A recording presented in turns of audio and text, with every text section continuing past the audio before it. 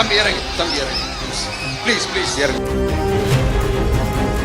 இந்த மாவட்ட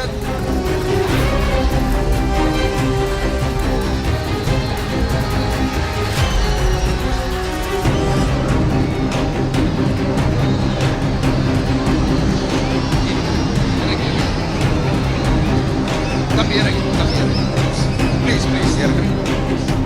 அண்ணா அது சாஞ்சி போயிடுச்சுண்ணா, இறங்க சொல்லியிருக்குண்ணா.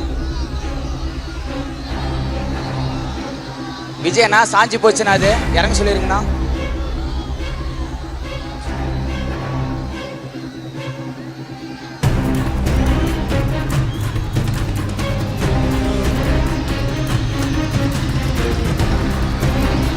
ஹலோ பிரதர், சார் அவரை இறங்க சொல்லு.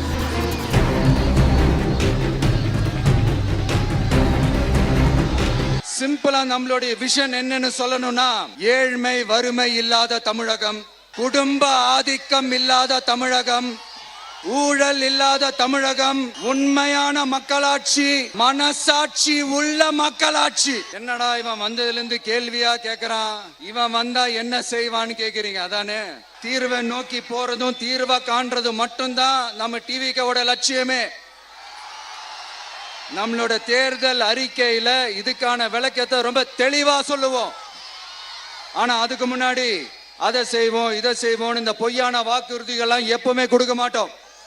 எது நடைக்கு சாத்தியமோ எது உண்மையோ அதை மட்டும்தான் கொடுப்போம். ஆனா அட் த சேம் டைம் மருத்துவம், குடிநீர், ரேஷன், கல்வி, அடிப்படை சாலை வசதி, மின்சாரம், இந்த மாதிரி அடிப்படை விஷயங்கள்ல no compromise.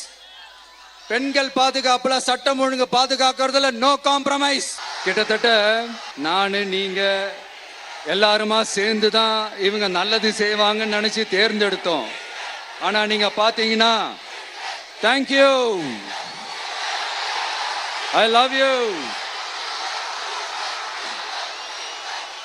Thank you thank you thank you.